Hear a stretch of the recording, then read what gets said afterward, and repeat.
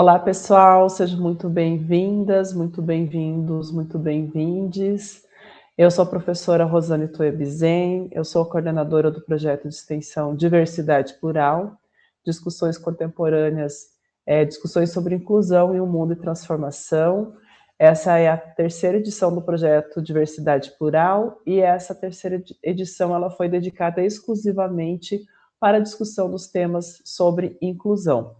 Hoje nós vamos receber o professor doutor Washington César Shoichi Nozu, ele que é doutor pela Universidade Federal da Grande Dourados, onde também atua como professor, inclusive no PPGE, no programa de educação, no programa de pós-graduação em educação da UFGD. O tema da palestra é Inclusão de Estudantes, Público da Educação Especial em Escolas do Campo, Indígenas, Quilombola e Ribeirinhas.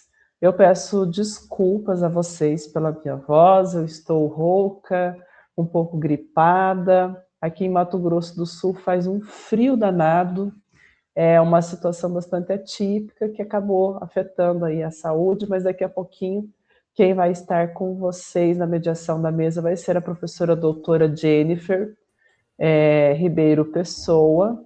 Ela vai fazer a apresentação, né, do professor Washington Nozu e também vai realizar o debate. Sem mais delongas, eu passo a palavra a você, professora doutora Jennifer, para que você possa conduzir os trabalhos da mesa e, precisando de alguma coisa, estarei aqui nos bastidores para dar assistência. Muito obrigada. Obrigada, Rosane. Boa noite a todas as pessoas que estão acompanhando essa transmissão. Como a professora Rosane já apresentou, meu nome é Jennifer, meu sinal em Libras é um J, que desce em espiral, em menção aos meus cabelos cacheados. Nesse momento eu vou fazer minha audiodescrição. Eu sou uma mulher de pele branca, cabelos tingidos de loiro, na altura dos ombros, cacheados, eu tenho olhos castanhos, estou usando um batom cor-de-rosa e um lenço com alguns desenhos, mas predominantemente cor-de-rosa. Eu gostaria de começar agradecendo as nossas intérpretes, a Carla e a Patrícia, que estão conosco essa noite, e agradecer em especial ao Nozu. O Nozu é um mentor, é um amigo, é um parceiro, é uma inspiração, é uma pessoa que eu realmente levo no meio científico como um referencial mesmo, né? A gente usa muito referencial teórico no meio científico, e o Washington, para mim, é um referencial de profissional, uma pessoa comprometida, uma pessoa que realmente tem elaborado aí trabalhos e pesquisas nos quais eu admiro muito. Então, é uma grande honra, Washington, você ter aceitado esse convite de fazer parte dessa edição do projeto Diversidade Plural. Eu vou apresentar o currículo do Washington, eu tentei resumir, mas tem muita coisa no currículo do Washington, então vocês vão perceber que o currículo dele, ainda que resumido, tem vários componentes. O professor Washington César Shoichi Nozu, ele é professor adjunto na Faculdade de Educação, FAED, da UFGD, da Universidade Federal da Grande Dourados, e docente permanente no programa de pós-graduação em educação, mestrado e doutorado da mesma instituição. Ele é mestre e doutor pela UFGD, especialista em educação, licenciado em pedagogia, bacharel em direito, ambas formações pela Universidade Estadual de Mato Grosso do Sul, a UEMS.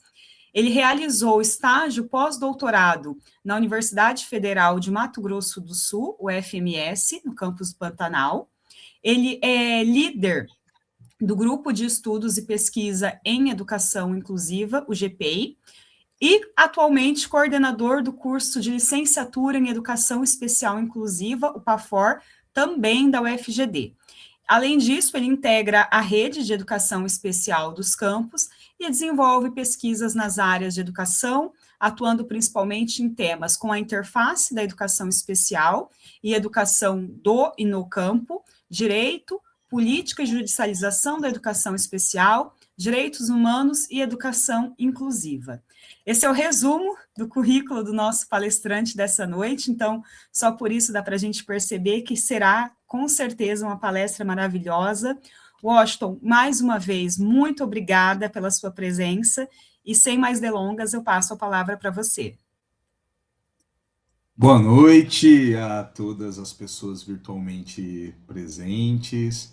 Eu sou Washington, uma pessoa de pele clara, olhos e cabelos escuros, uso um cavanhaque curto, rente à pele, faço uso de uma camiseta de manga longa na cor preta, uso um óculos de grau de armação retangular na cor preta, sou um homem de 42 anos, estatura baixa, falo com vocês aqui do meu escritório, na cidade de Dourados, Mato Grosso do Sul.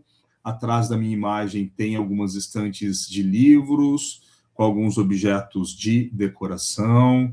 Meu sinal em Libras é uma configuração de mão em W, com movimento semicircular na direção do topete.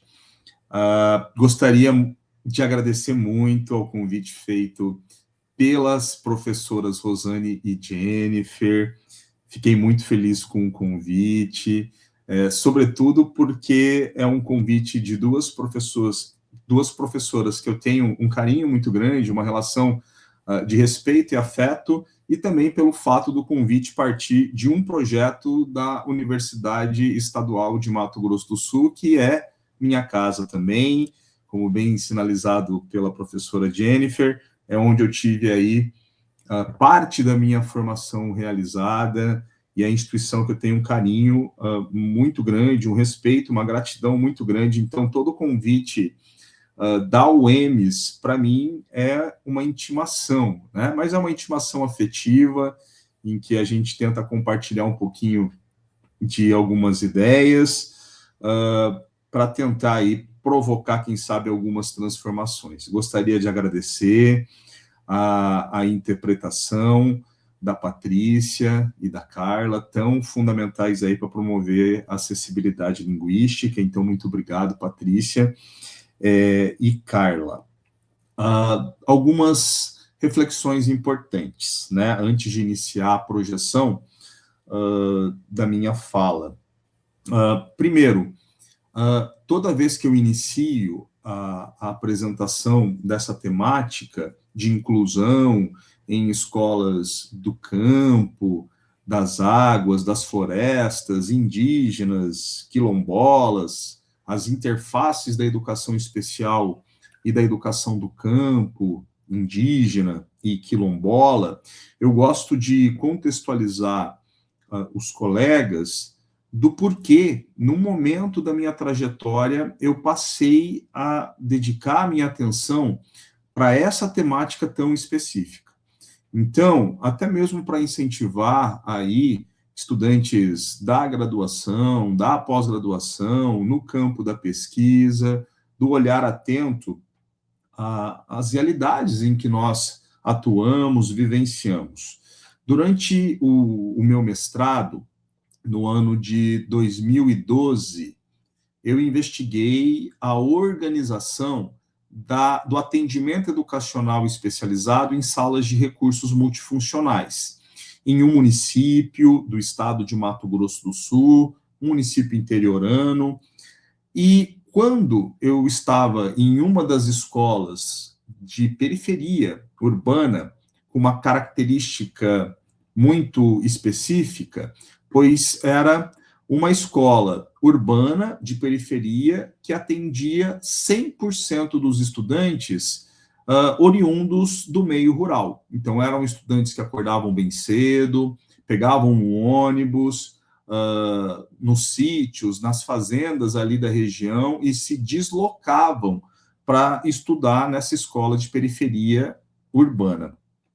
Quando eu conversei com a professora da sala de recursos multifuncionais para entender como se dava o processo de identificação, de avaliação dos estudantes para encaminhar para salas de recursos multifuncionais, como era o diagnóstico da condição de deficiência, como era a avaliação das necessidades educacionais específicas, a professora, ela teve uma resposta que me provocou bastante.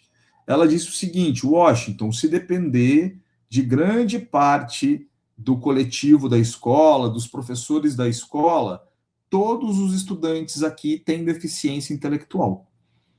Aquilo me chocou bastante. Imagina, uma escola com mais de 200 estudantes oriundos do campo, que chegam numa escola urbana, com professores urbanos, e essa frase me provoca muito. Desde o início, gente, ali eu tive algumas pistas da produção sociocultural da deficiência, em particular da deficiência intelectual, né? Então, a diferença cultural, os modos de se expressar, de se relacionar, de falar desses estudantes do campo, quando chegavam a uma escola urbana, com professores urbanos, aquela diferença era tomada como uma deficiência intelectual, como uma suspeita. E isso, professora Jennifer, passou a se tornar ainda mais forte quando eu passo a morar em Dourados, né, para fazer o doutorado, num contexto fronteiriço, num contexto com uma população indígena grande, um contexto intercultural. Isso, para mim, passou a ficar cada vez mais forte. Não são raros os relatos de estudantes indígenas, né, que vão dar sequência ao processo de escolarização, então estudam até o 5º ano numa escola da aldeia, numa escola indígena, e para dar continuidade, muitas vezes eles têm que sair da aldeia e vir para uma escola urbana, aqui na região da Grande Dourados. E essa mesma percepção é recorrente. A diferença linguística, cultural, é muitas vezes tomada como um desvio, como uma deficiência.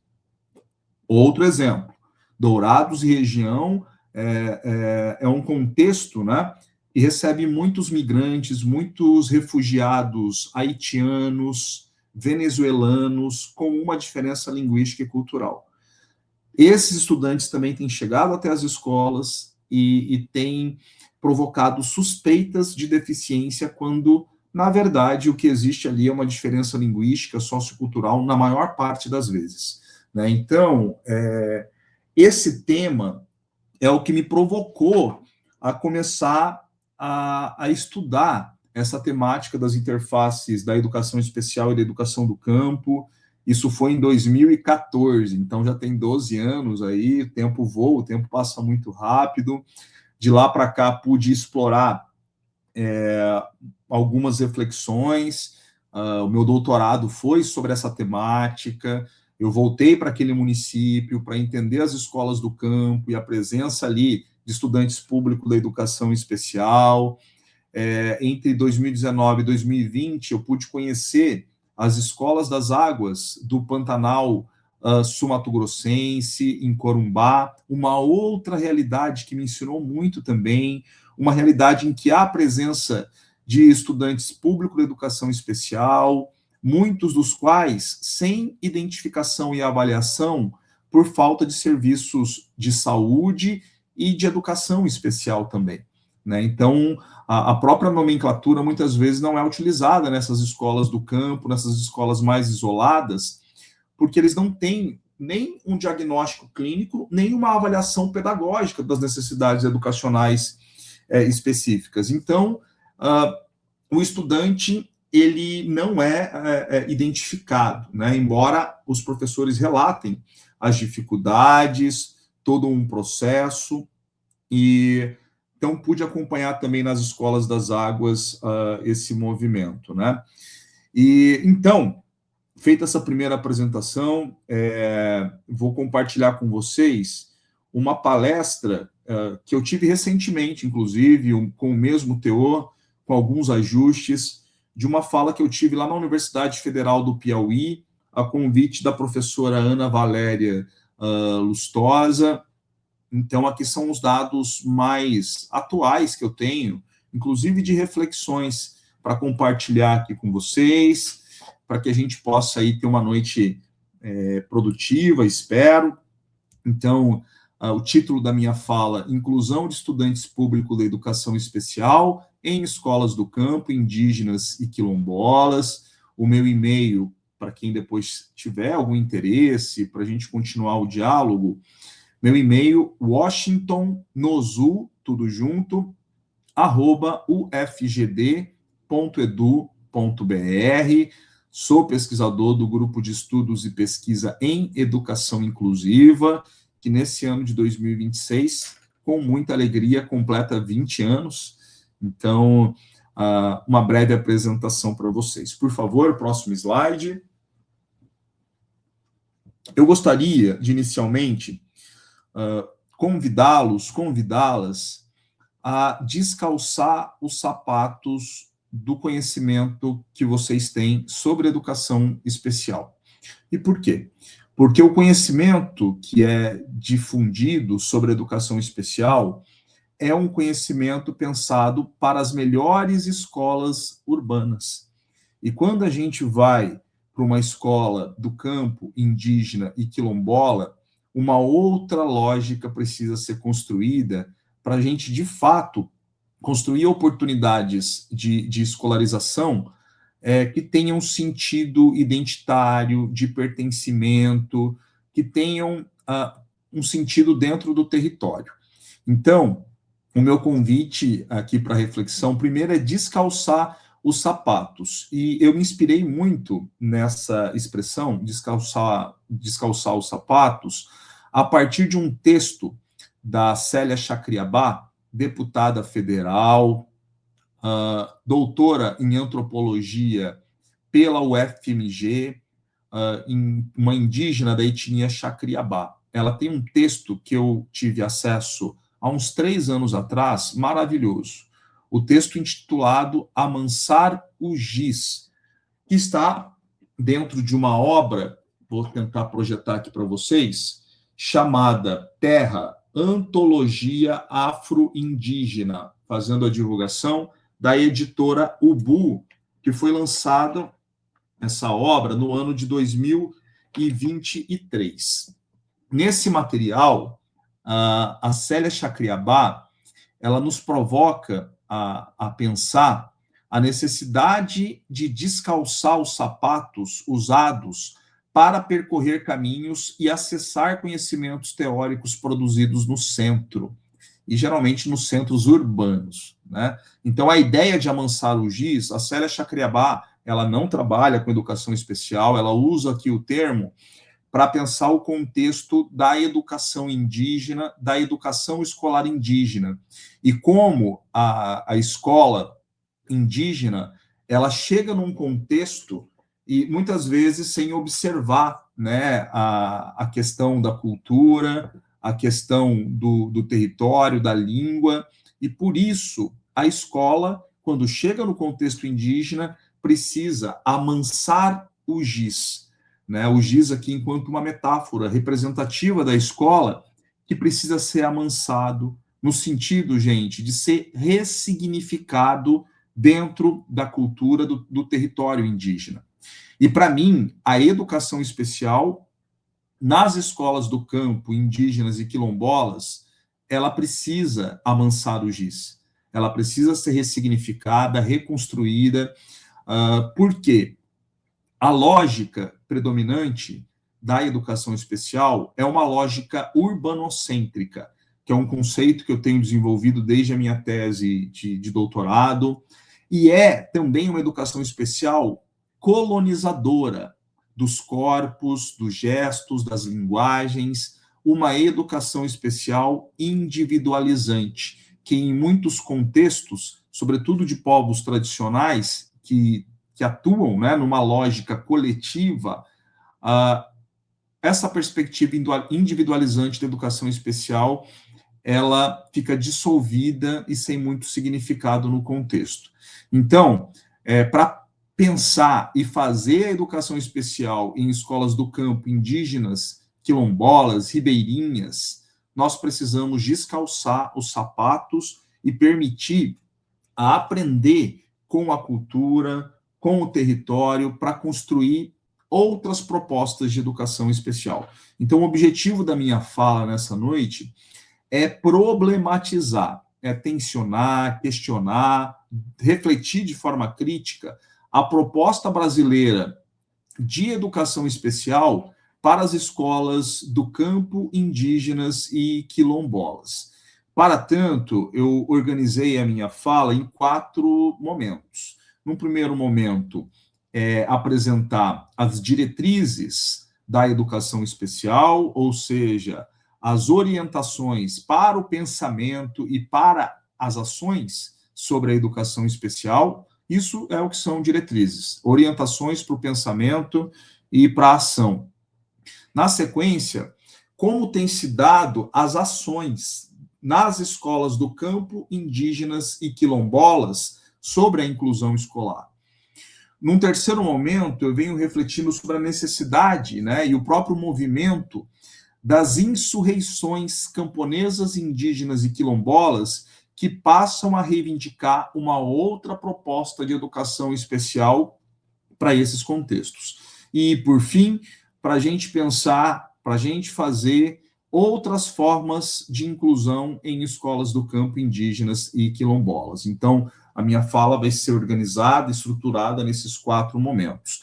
Para iniciar o primeiro ponto, as diretrizes da educação especial. De uma forma muito resumida, muito sintética, na perspectiva da educação inclusiva, a política brasileira de educação especial, ela tem previsto a matrícula dos estudantes público da educação especial, e aqui só reforçando, estudantes público da educação especial, estudantes com deficiência, com transtornos do espectro autista e com altas habilidades ou superdotação. Esses são os estudantes alvo da política de educação especial brasileira. De acordo com a política atual, esses alunos devem ter a matrícula para a escolarização na classe comum das escolas comuns da rede regular de ensino. Se preciso for, esses estudantes também devem ter garantido o chamado atendimento educacional especializado. O atendimento educacional especializado, prioritariamente em salas de recursos multifuncionais, no contraturno do período de escolarização. Essa é uma orientação das diretrizes operacionais para o atendimento educacional especializado na educação básica. É uma proposta política também reforçada no Plano Nacional de Educação. Então, na política federal brasileira, a atuação principal da educação especial na educação básica é implantar sala de recursos multifuncionais para o atendimento educacional especializado. É lógico, gente, que nos contextos dos sistemas de ensino estaduais, municipais, uma série de outros atendimentos vão sendo ofertados. Por exemplo, a nossa região aqui da Grande Dourados, é muito comum ter a figura do professor de apoio. Mas a figura do professor de apoio, ela foi meio que invisibilizada na política federal de educação especial, E na política federal, a prioridade é implantar a sala de recursos multifuncionais, que faz o atendimento no contraturno da escolarização. Além disso, nos últimos 10 anos, 11 anos, tem também se fortalecido a previsão e a reivindicação de profissional de apoio escolar, aquele profissional que vai auxiliar na alimentação, na higiene, na locomoção.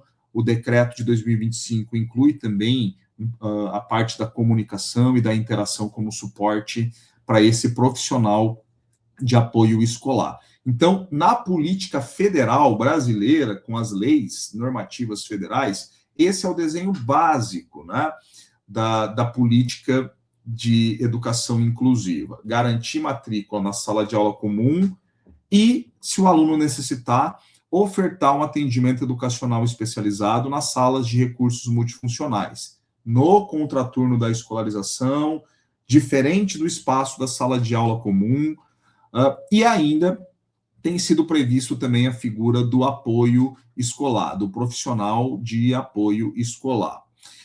A educação inclusiva, o princípio da educação inclusiva, que vem se fortalecendo no Brasil, principalmente a partir do início dos anos 2000, e aí é bastante interessante, porque nós temos, todo mundo aqui já ouviu falar da Declaração de Salamanca,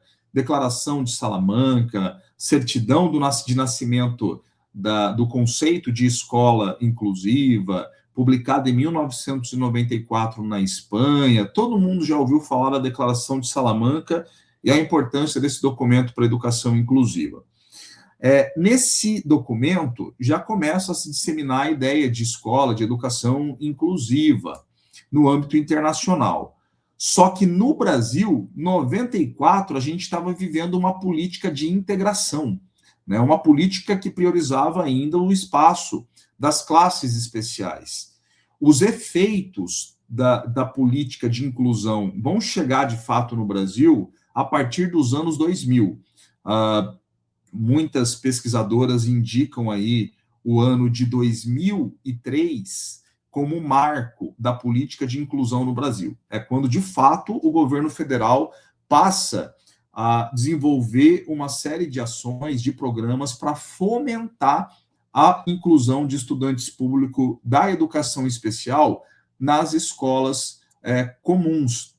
Ou seja, a partir desse momento, a gente começa a visualizar algumas propostas, algumas ações políticas nas interfaces da educação especial e da educação do campo indígena e quilombola.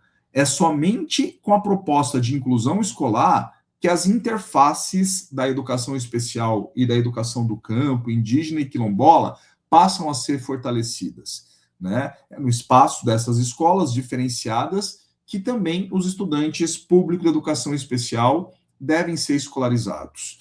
A política nacional de educação especial, na perspectiva da educação inclusiva de 2008, vai prever essas interfaces. Então, ela diz o seguinte, esse documento: a interface da educação especial na educação indígena, do campo e quilombola deve assegurar que os recursos, os serviços e atendimento educacional especializado estejam presentes nos projetos pedagógicos das escolas, construídos com base nas diferenças socioculturais desses grupos. O que eu destaco nesse conceito, gente, é a ideia de uma interface que assegure atendimento educacional especializado, recursos e serviços da educação especial dentro de escolas, né, que têm como característica a diferença sociocultural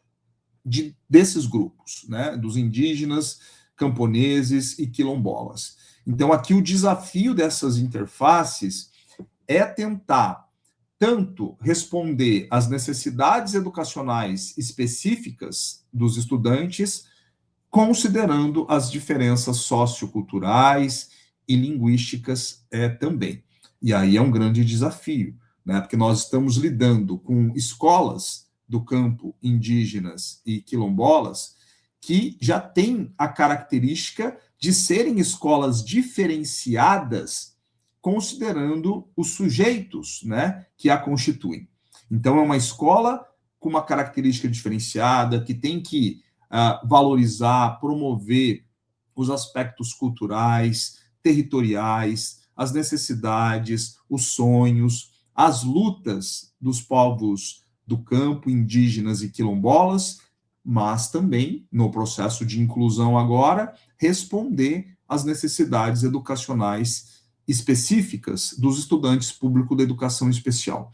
Então, é uma temática bastante complexa, que exige um cuidado na sua tratativa e que também é um convite aí, né, para que outros pesquisadores, pesquisadoras, professores e professoras passem a se preocupar com essa temática tão importante, sobretudo no nosso contexto de Mato Grosso do Sul, em que há muitas escolas do campo, muitas escolas indígenas, escolas quilombolas, e a análise, a organização do trabalho atenta a essas interfaces ainda é um desafio muito grande, né?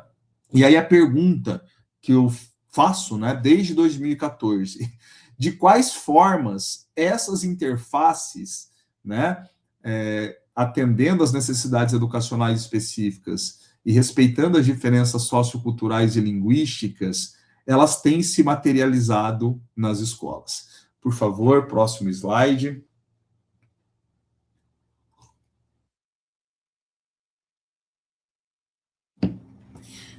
Na sequência, gente, apresentar algumas ações, a materialização, né, da inclusão nas escolas do campo indígenas e quilombolas, tal qual o avanço da matrícula nas escolas comuns de um modo geral, e aqui nós temos a presença da professora Andressa Rebelo, que é uma referência na tratativa dos indicadores educacionais. O mesmo acontece, gente, a ampliação de matrículas desses estudantes públicos da educação especial nas escolas de assentamento indígenas e quilombolas. Então, de um modo geral, a gente tem observado no Brasil, aí nas 2 últimas décadas, um aumento, um avanço importante de matrícula de estudantes com deficiência, com autismo, com altas habilidades ou superdotação nas classes comuns. E isso também ocorre nas escolas de assentamento indígenas e quilombolas. Contudo, embora o avanço de matrículas tenha ocorrido, as condições de permanência desses estudantes nas escolas de assentamento indígenas e quilombolas ainda são problemáticas. Então, por exemplo, no ano de 2024, conforme os dados do censo escolar, escolas sem nenhum recurso de acessibilidade, né? Olha o que a gente levanta nos dados do censo escolar de 2024. Escolas sem nenhum recurso de acessibilidade. Rampas, corrimão, vãos livres, piso táteis, sinais visuais, sinais sonoros. 50% das escolas de assentamento no Brasil não tinha nenhum tipo de recurso de acessibilidade. 82% das escolas indígenas do Brasil não tinha nenhum recurso de acessibilidade. E 47% das escolas quilombolas no Brasil, em 2024, não tinham nenhum recurso de acessibilidade. É um número muito inferior quando comparado com as escolas urbanas, que ainda precisam avançar. Mas o cenário ele é muito mais preocupante nessas escolas de assentamento indígenas e quilombolas. Além disso, gente, escolas com banheiro acessível, que é o principal item que geralmente é indicado no censo escolar, né, em termos de acessibilidade. Apenas 26% das escolas de assentamento tinha banheiro acessível. Apenas 9% das escolas indígenas, em 2024, tinha banheiro acessível. E 27% das escolas quilombolas possuíam banheiro acessível. E aí, nós analisamos aquele atendimento de educação especial, que é a grande prioridade da política federal, que é implantar a sala de recursos multifuncionais. É o carro-chefe da política de educação especial na educação básica, né? Previsto, inclusive, aí como prioridade no Plano Nacional de Educação. Então, vamos pensar, aquele serviço que é uma prioridade, que é a principal forma de auxiliar o processo de inclusão nas escolas comuns, de acordo com a política federal. Vamos lá. Nas escolas de assentamento, apenas 8% das escolas de assentamento tinha sala de recursos multifuncionais em 24.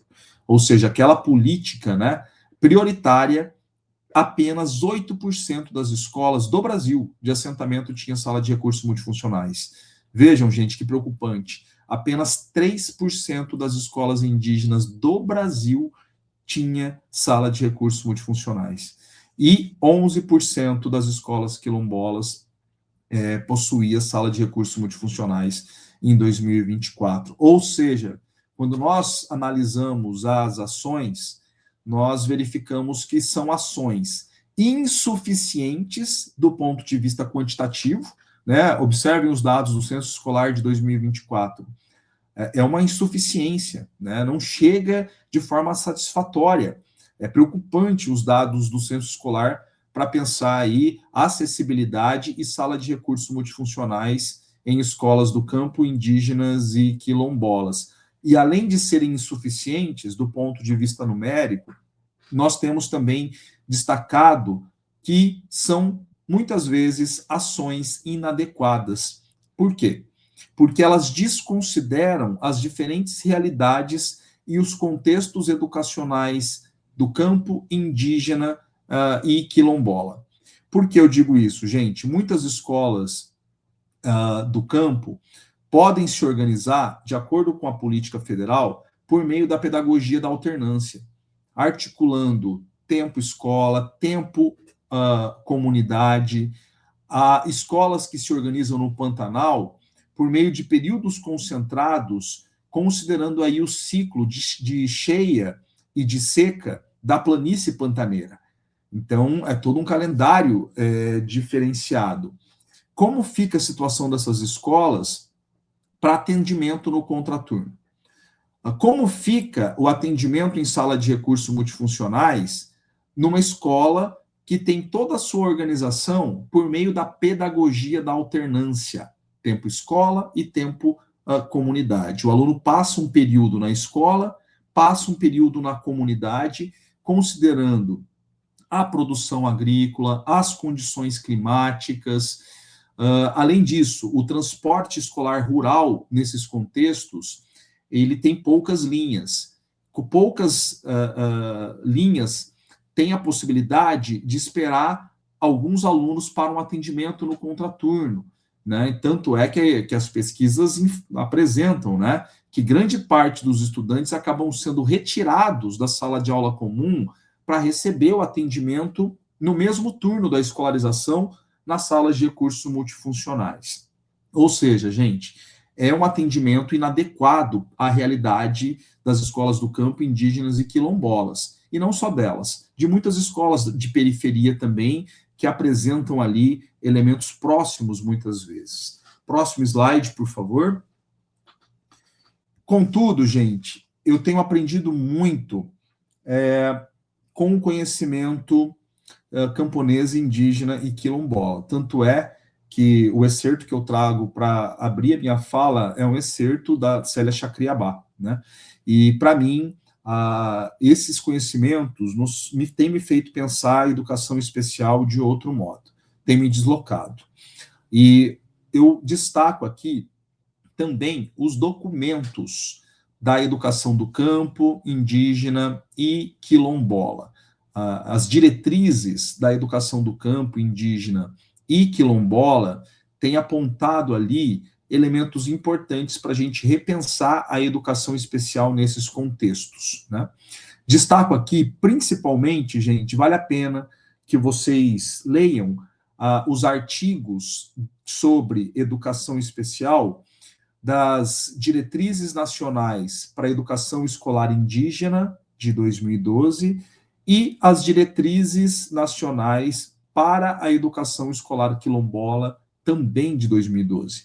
Essas duas diretrizes, elas deixam claro que é necessário construir uma outra educação especial nesses contextos, né? Inclusive, dizem o seguinte, que os atendimentos da educação especial nas escolas indígenas e quilombolas devem ser reivindicados, requeridos pela comunidade. Então, é a comunidade que vai solicitar os atendimentos de educação especial, é a partir das demandas da comunidade. Além disso, as diretrizes indígena e quilombola trazem dimensões da acessibilidade importante, né? Então, ali, para mim, há uma discussão avançada sobre as dimensões da acessibilidade material, comunicacional, tecnologia assistiva, importante aí para avançar no processo de inclusão. As diretrizes da educação do campo precisam avançar um pouco mais na discussão das dimensões de acessibilidade, porque acabam destacando apenas o transporte escolar acessível, né? O que também é feito pelas diretrizes indígena e quilombola. Só que não só transporte escolar acessível, né? Além disso, gente, o novo Pronacampo, publicado no ano passado, né, para a educação do campo, vai garantir o atendimento educacional especializado nas escolas do campo, das águas e das florestas. Então, o AEE aqui não é colocado como sinônimo de sala de recursos multifuncionais. Então, para mim, isso é um ponto importante. Se garante o AEE nas escolas do campo, das águas e das florestas. E eu tenho feito uma análise mais abrangente do AEE, não como sinônimo de sala de recursos multifuncionais, né, mas como uma possibilidade mais ampla de respostas às necessidades educacionais específicas que os sistemas de ensino, que as escolas podem construir em diferentes tempos e espaços, né? Então, gente, além disso, as diretrizes indígena e quilombola, elas destacam no texto que é necessária a criação de uma política específica para o AEE nas escolas indígenas e quilombolas. Já é aí um apontamento, né, de que o AEE que nós temos hoje, sobretudo no formato de sala de recursos multifuncionais, ele não dá conta das especificidades das escolas indígenas e quilombolas. Que, inclusive, o AEE, nesses contextos, deve promover as potencialidades socioculturais. Nós sempre falamos muito das necessidades educacionais específicas, especiais.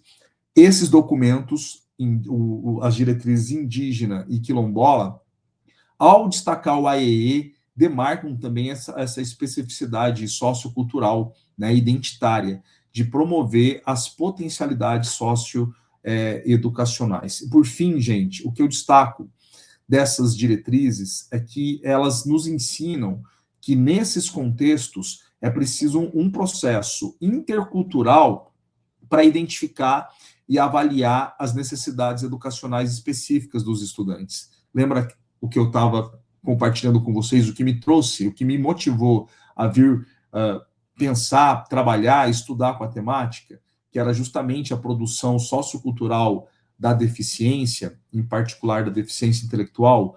As diretrizes indígenas e quilombolas, elas chamam a atenção que, para identificar e avaliar as necessidades educacionais específicas dos estudantes, é preciso um processo intercultural, em que tem a equipe técnica responsável da educação especial, mas tem que ouvir representantes da comunidade, professores da comunidade, a família, para entender essa avaliação dentro do território, dentro da cultura, dentro da língua, dentro do contexto. Então, gente, a necessidade aí de construção, né, de outras propostas de educação especial. Uma inspiração importante. Destaco o trabalho da professora Shirley Vilhalva, da UFMS de Campo Grande. Mulher, indígena terena, pessoa surda, professora universitária, que tem feito um trabalho maravilhoso, em que ela tem ido a várias comunidades indígenas para mapear as línguas indígenas de sinais, já em circulação nas comunidades. Olha que interessante, né? Você chegar e impor Libras numa comunidade em que já há ali uma língua emergente, uma língua indígena de sinais emergente, me soa um tanto quanto colonizador. O que a professora Shirley tem feito de maravilhoso é, na comunidade, ela faz o mapeamento, o registro dessas línguas indígenas de sinais e que já circulam na comunidade. Para mim, gente, essa é uma inspiração para a gente chegar no contexto, no território, entender elementos importantes que perpassam a vida das pessoas com deficiência, entender o papel da escola, entender as possibilidades da educação especial, que têm que ser ressignificadas no contexto das escolas do campo indígenas e quilombolas.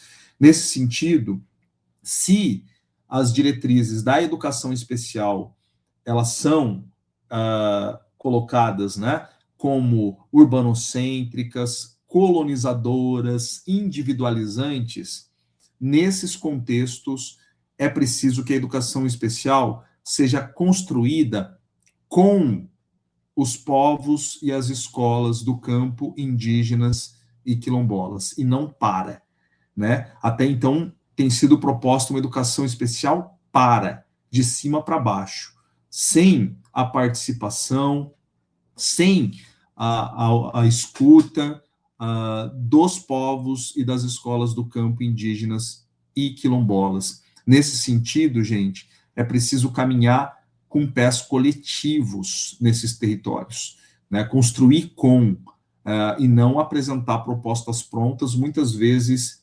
descontextualizadas para esses territórios. Por favor, próximo slide.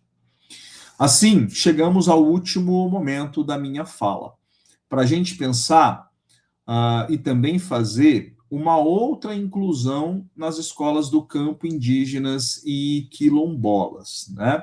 Por outras formas, por outros modos de pensar e de fazer a inclusão em escolas do campo indígenas e quilombolas. Eu tenho trabalhado muito com a ideia de inclusão como costuras político-pedagógicas comuns e específicas. Em que sentido? Para mim, gente, a inclusão ela deve operar como a metáfora de uma agulha. Nós temos, de um lado, a defesa do comum, dos espaços comuns, do acesso aos bens materiais e imateriais comuns. E, de um outro lado, nós também destacamos a importância de olhar para as especificidades, para as necessidades dos estudantes. A inclusão, para mim, gente, ela tem que dar conta tanto do comum quanto do específico, tanto do geral como do particular. Vou dar um outro exemplo. A gente trabalha na educação a todo momento com 2 princípios. A todo momento nós falamos isso. Nós, professores, professoras, que trabalhamos nas secretarias de educação, nas escolas, nos vários espaços aí educacionais, a gente sempre fala de 2 princípios. O princípio da igualdade e o princípio da diferença. Pois bem, para mim, a inclusão é a agulha que vai costurar o tecido da igualdade e o tecido da diferença. É um ir e vir com a agulha entre um tecido e outro. É ir da igualdade para a diferença, da diferença para a igualdade. Inclusão, ela se faz nessa articulação, né? Garantindo tanto o acesso à educação comum, gente, de comunhão, de comunidade, de partilha, de estar junto, de estar com, e ao mesmo tempo, sem deixar de responder às necessidades educacionais específicas e às diferenças socioculturais dos estudantes, né? Esse é o desafio da inclusão, articular o comum e o específico, a igualdade e a diferença. E a diferença nesses contextos, gente, não é somente aquela relacionada à condição de deficiência, de autismo e de altas habilidades de superdotação. A diferença também está articulada às questões socioculturais, étnicas, linguísticas e do território. Então, é um desafio essa costura. E o que eu tenho defendido, gente, para pensar outras formas, para fazer de outros modos a inclusão nas escolas do campo indígenas e quilombolas, eu tenho defendido, primeiro, o que nós estamos entendendo por educação. Estamos entendendo somente como um processo burocrático, disciplinar dos corpos, somente como um processo de certificação fabril, eu não sei, né? Eu não sei. De todo modo, eu tenho defendido, né, a educação como processo de formação humana, de emancipação humana, como possibilidade de ser mais, de ser além, como nos ensinava Paulo Freire. Então, a educação é um processo de formação humana, é um processo de emancipação humana. E isso tem que ser reforçado, sobretudo num contexto de mercantilização da educação, num contexto perigoso, né, do uso de inteligência artificial. Temos que voltar à defesa da educação como processo de formação e emancipação humana. Além disso, tenho defendido as escolas do campo indígenas e quilombolas como espaços-tempos de entrelaçar tanto os conhecimentos científicos, os conhecimentos escolares, mas também os conhecimentos tradicionais, ancestrais do território. Porque essas escolas, elas já são consideradas diferenciadas por esse propósito, de articular o conhecimento escolar científico com os conhecimentos tradicionais, ancestrais do território. Por fim, gente, eu defendo uma educação especial que seja constituída a partir das identidades e das diferenças socioculturais dos estudantes, linguísticas, étnicas e também das realidades plurais das escolas do campo indígenas e quilombolas. Há uma multiplicidade de escolas do campo indígenas e quilombolas.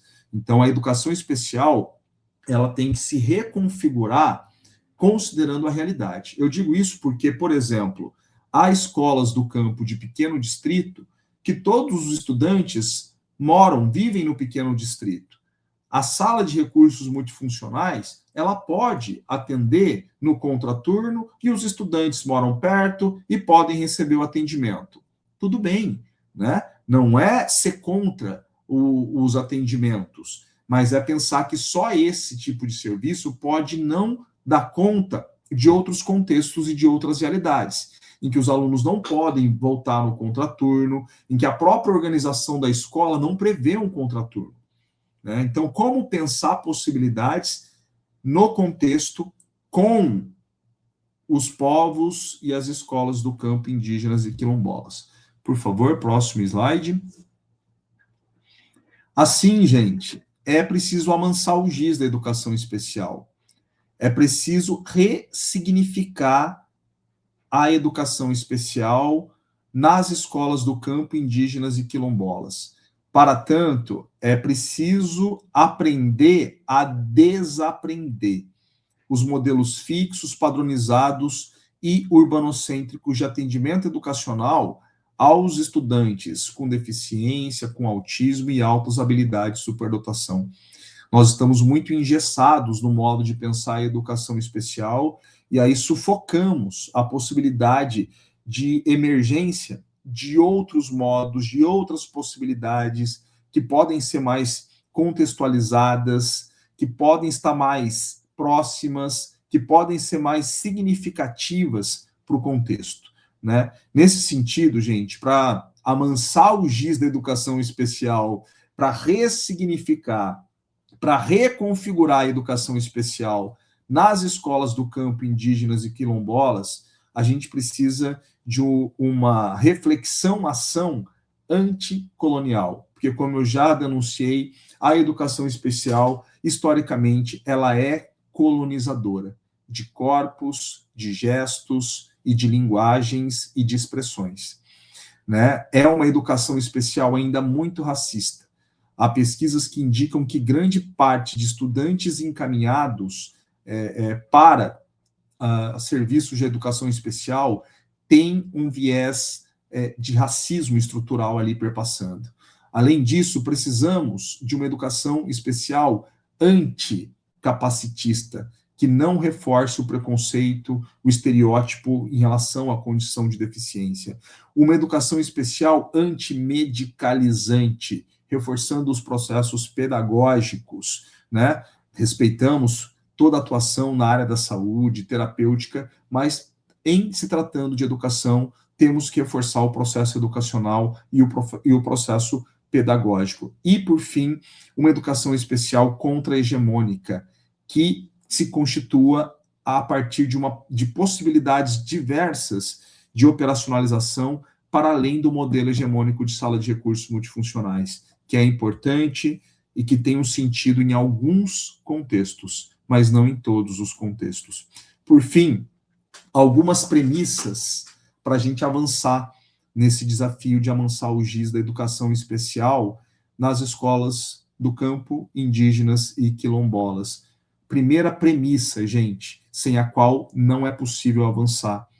Tem que destacar o protagonismo dos povos do campo, indígenas e quilombolas. Eles são os protagonistas. Essa proposta de educação especial tem que ser feita por e com eles, não para eles, como até então vem sendo empreendido pela política brasileira.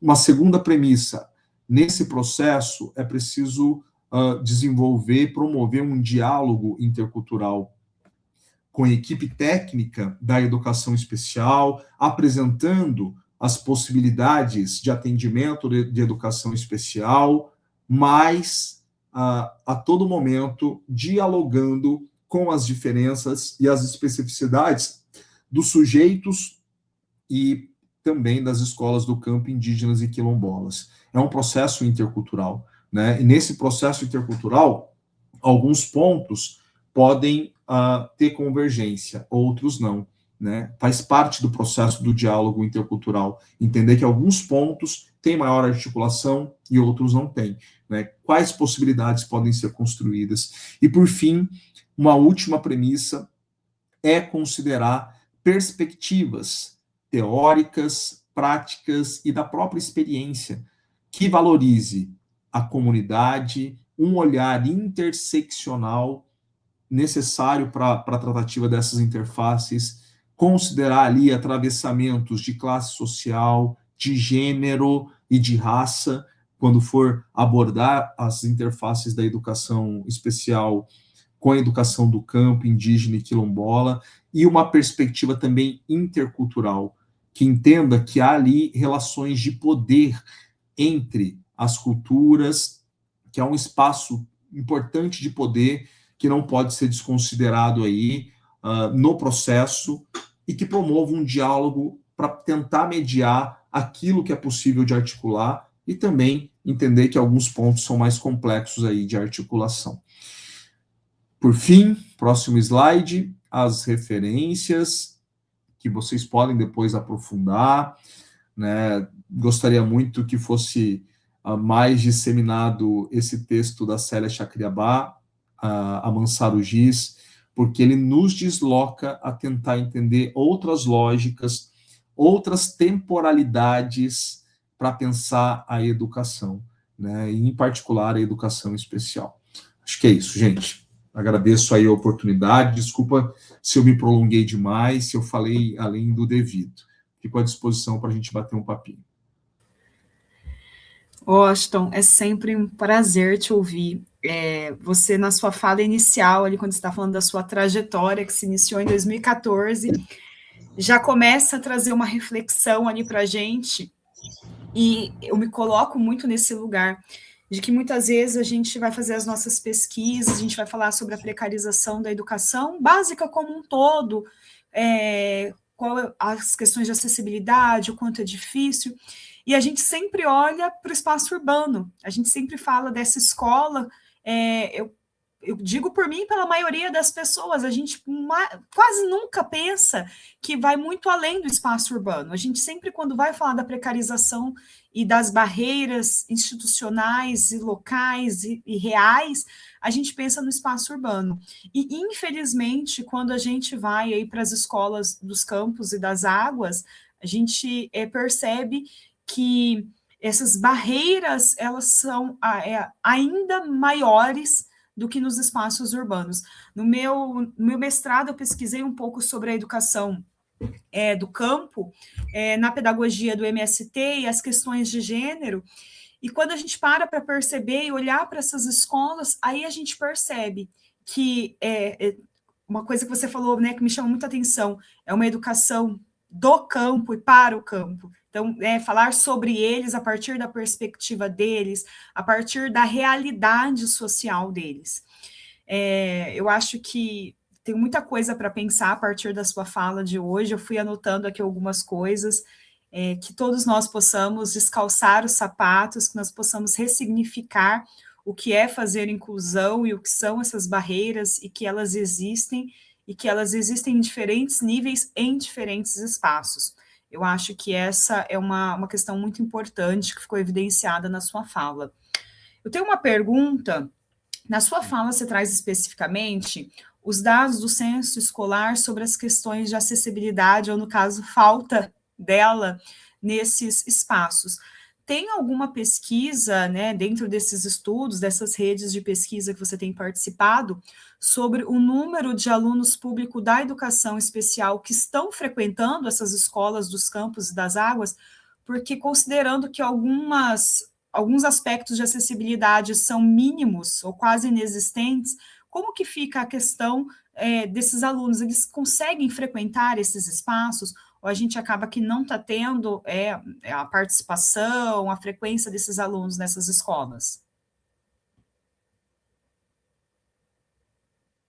Jennifer, há já um conjunto de pesquisas, eu cito aí o Eduardo Adão Ribeiro, que fez uma dissertação de mestrado sobre essa temática, trabalhando com indicadores do censo escolar.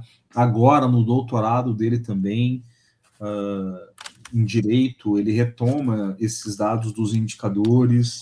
Então, há dados de matrículas desses estudantes que têm avançado nas escolas de assentamento, nas escolas indígenas e quilombolas do Brasil.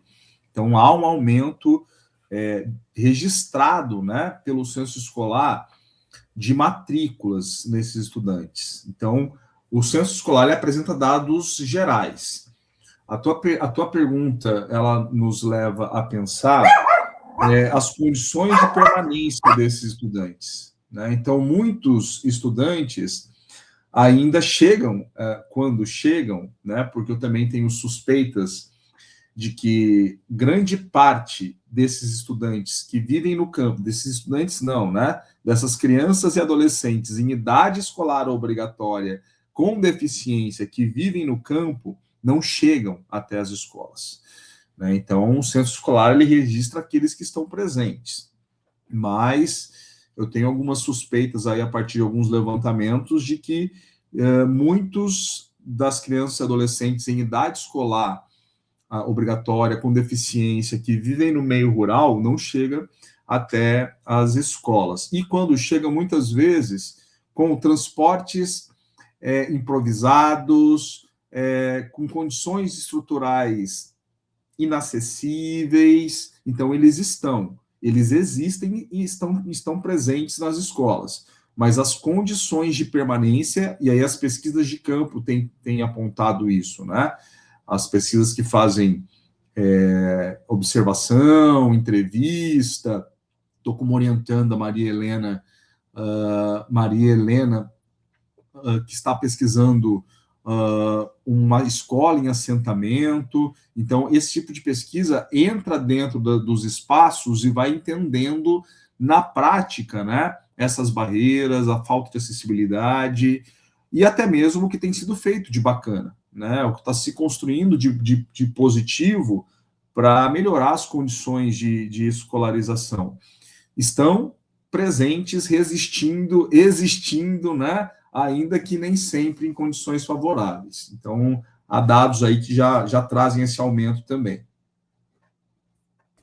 Ótimo. O outro não é uma pergunta, é só um comentário para a gente encaminhar para a finalização, que me chamou muita atenção da sua perspectiva sobre o AEE, sobre o atendimento educacional especializado para além da sala de recursos. Porque mesmo o AEE dentro da sala de recursos ainda falta uma política nacional que traga realmente como fazer esse atendimento, o que fazer nesse atendimento, como englobaria esse atendimento. E para além do AE, o AE ainda a gente já tem um subsídio teórico aí em algumas políticas, mas a gente sabe que para professor de apoio e outros profissionais de apoio pedagógico também estão nas escolas sem nenhum tipo de regulamentação normativa que traga como deve ser feito esse trabalho, né, e que traga realmente um amparo legal do que deve ser feito. Então, quando você fala sobre essa perspectiva de trazer um AE diferente, eu me arrisco a dizer que não só, talvez, para as escolas dos campos das águas, mas também para a educação urbana, de ressignificar e repensar o atendimento educacional especializado, de pensar que se ele é individualizado, se ele é especializado, ele realmente tem que entender as diferentes demandas e necessidades que os nossos estudantes têm, que as nossas crianças, que os nossos adolescentes têm. Então, foi mais uma coisa que me fez pensar aqui. Não sei se você quer comentar mais alguma coisa sobre isso. Eu tenho pensado, Jennifer, muito no AEE,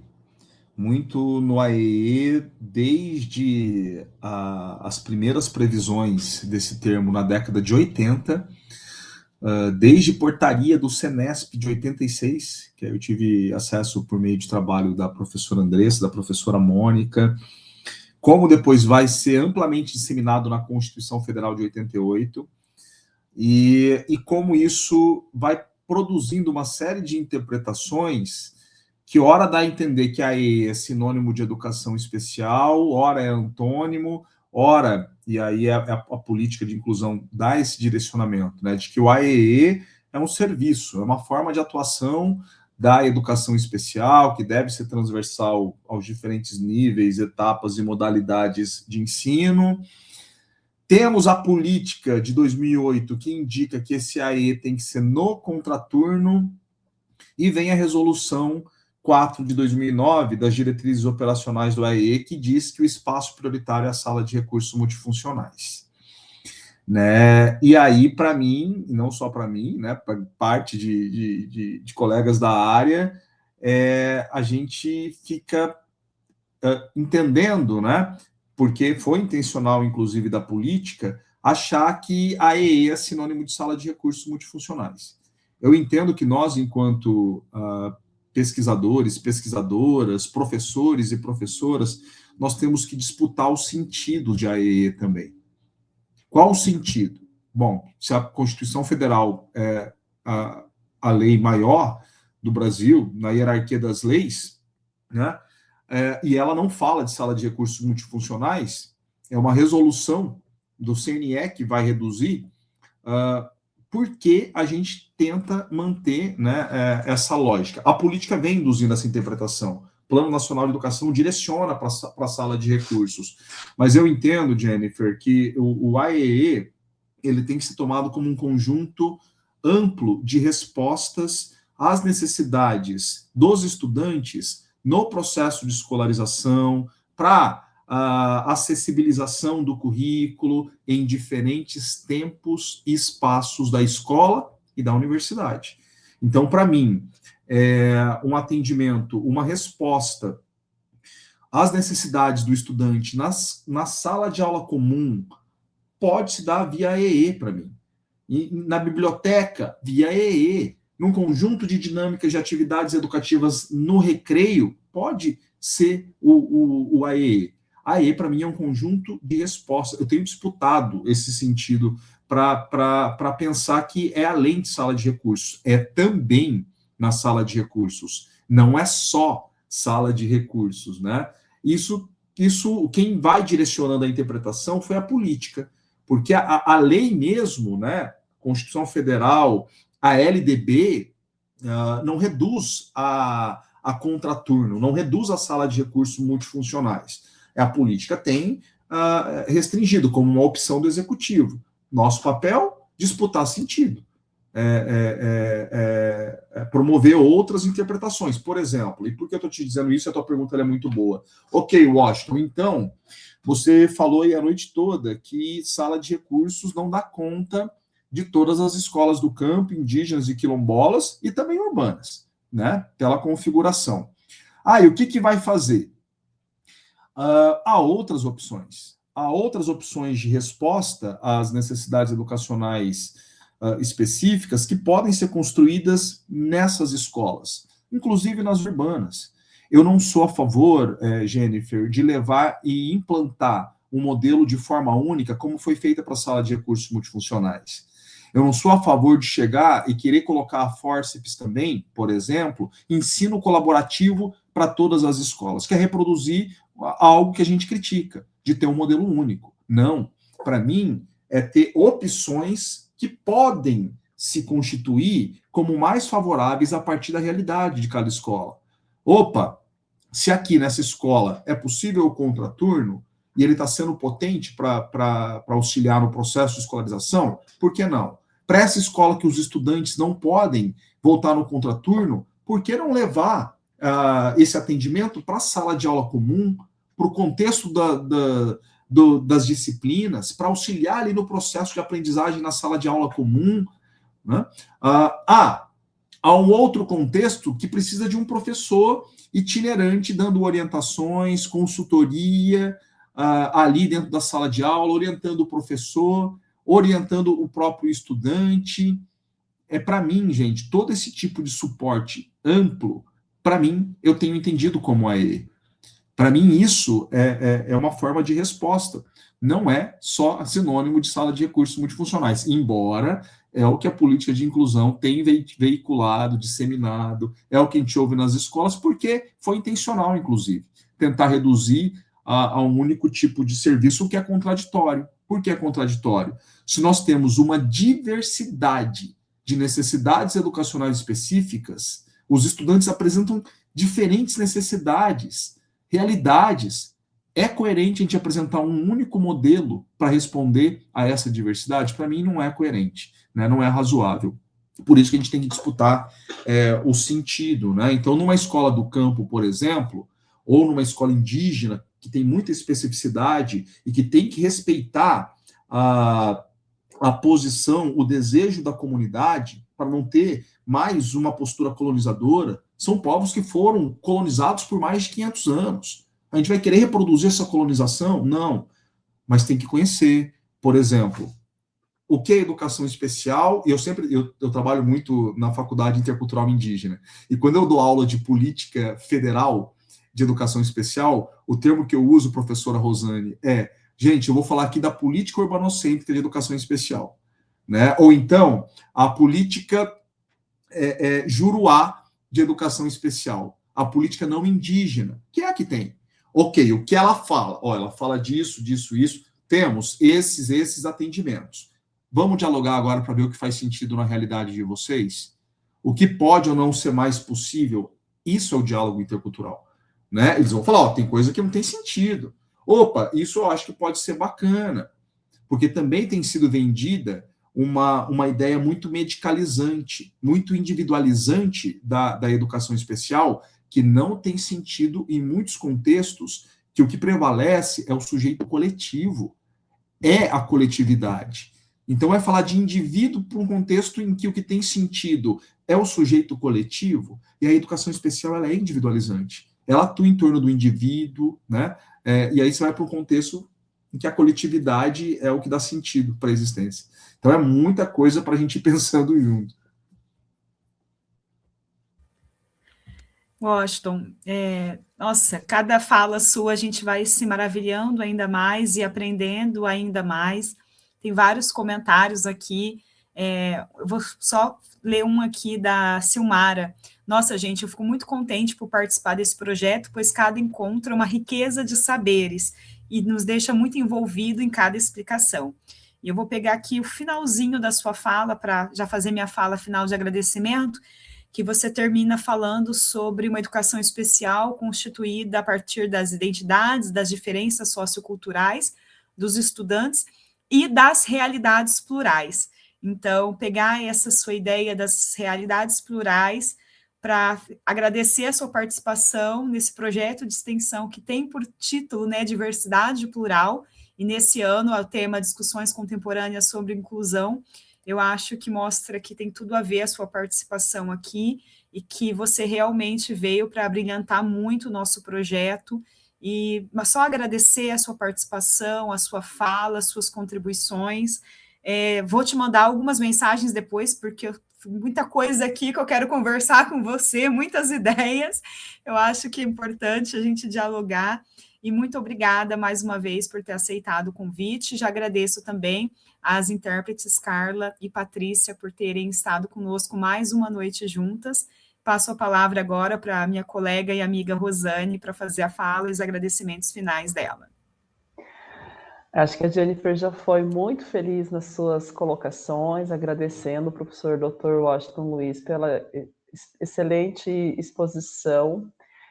Não consigo deixar de ouvi-lo e fazendo links com a fala que você fez aqui no ano passado, no âmbito do curso de Pedagogia, da unidade, na verdade, de Maracaju, aqui da UEMS, né, que você falou sobre a DUA. Eu fiquei o tempo todo pensando nessas relações com esse desenho universal de aprendizagem, e ao mesmo tempo que eu acho assim que tua fala também traz muitas angústias, porque nós estamos falando de populações extremamente vulnerabilizadas, abandonadas, né, que precisam de tudo, e em que o atendimento educacional especializado ele pode parecer uma peça de luxo, né? Quando na verdade isso que a forma como você inaugura a fala, dizendo, olha, os alunos, os estudantes eram confundidos com pessoas com deficiência por conta da sua diversidade cultural, eu acho que isso é extremamente revelador. Eu penso que os relatos deixados aqui no chat são suficientes para elucidar o quanto a sua fala veio a acrescentar para a nossa discussão, para o nosso debate. Nós agradecemos mais uma vez a sua presença. Em tempo, eu gostaria de fazer a minha audiodescrição, porque não a fiz no início da fala. Eu sou uma mulher na casa dos 40 anos de idade, eu tenho pele branca, tenho cabelos ruivos na altura dos ombros, eu uso batom vermelho, estou usando uma blusa azul e um casaco bege. Atrás de mim tem uma parede branca e algumas flores, tenho olhos castanhos, e estou aqui no ambiente da minha casa. Assim como a professora doutora Jennifer já fez, eu gostaria de agradecer, né, a participação da Carla Florenciano e da Patrícia Tafarel, que sem o trabalho delas não teria sido possível a acessibilidade desse material às pessoas surdas, e dizer para vocês que estamos muito felizes de tê-lo recebido, sabe, Washington? Acho que a sua fala foi realmente ali uma cereja do bolo nesse conjunto de palestras que a gente vem organizando desde então. E deixamos aqui a pergunta, né? Você aceitaria um novo convite nosso aí para poder participar em outros momentos? E aí, nisso, já passo a palavra para ti, você já pode fazer o encerramento, tá? Obrigado, professora Jennifer, professora Rosane. Gente, para mim, estar na UEMS é estar em casa, assim, né? Fico muito à vontade. Peço desculpas porque eu estou batendo o terceiro período hoje. Então, eu tive reunião pela manhã, dei aula das 13 às 15h30. Então, a minha reflexão talvez não esteja tão articulada pelo cansaço. Mas estou muito feliz aqui de estar com vocês. Pode contar comigo, sim. Venho com o maior prazer. Podem contar aí com as provocações, né? Eu acho que a ideia é plantar minhoca na cabeça, e plantar minhoca na cabeça é sempre produtivo, porque fertiliza, né, as ideias, a gente vai pensando outras formas de construir e de fazer diferente, né? Então, contem comigo, muito obrigado aí pela oportunidade, agradeço a participação de todas as pessoas, né, que permaneceram, né, durante essa noite, as intérpretes Patrícia e Carla também, e eu fico à disposição, gente. Boa noite para todo mundo aí, e precisando só me chamar, Rosane.